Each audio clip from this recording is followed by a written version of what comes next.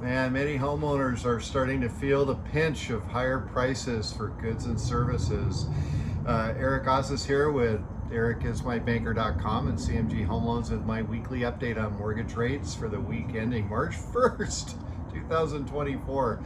Yeah, CoreLogic reported that in December, the number of borrowers delinquent 30 days or more on their mortgages rose to 3.1% from 2.9%.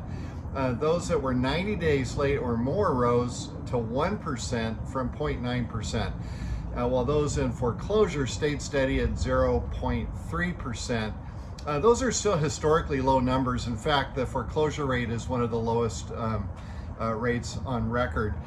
And they are not negative enough to cause a rash of short sales or anything like that. In fact, home prices are still rising. Multiple offers seem to be the norm right now in most markets, and you can expect to see more buyers entering the markets or re-entering the market as spring springs.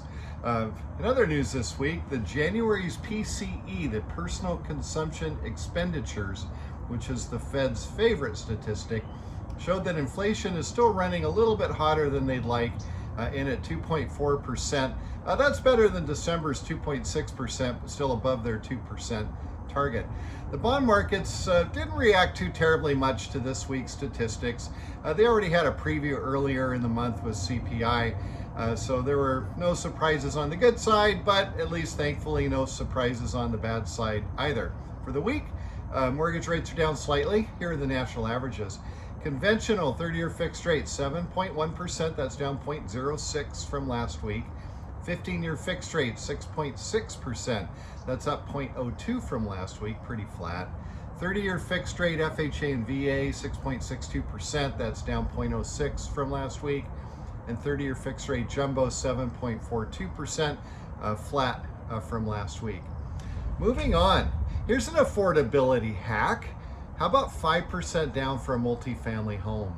How do you get appreciation on a $400,000 asset with only $20,000 invested and cut your housing expense significantly at the same time?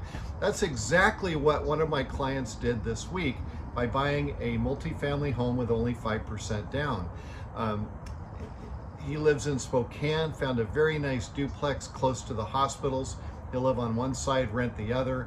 The rent income will cover almost half of his mortgage payment, and there'll be no shortage of eligible tenants for that other side due to its proximity to the hospital, lots of nurses and things like that in the area. Purchasing a 2 to 4 unit property as an owner occupant used to require 25% down, but the rules changed a couple months ago, and you can do it now with just 5% down. And qualifying is easier because we add 75% of the rent to your qualifying income to help you qualify. As home prices in our region continue to rise, and they will, home buyers are going to need to get creative on how to purchase real estate. I'll be talking more about that and other methods in the upcoming weeks. But buying a multifamily home with only 5% down is a huge game changer. If you'd like to learn more about that, just reach out. You can call me 206-915-3742.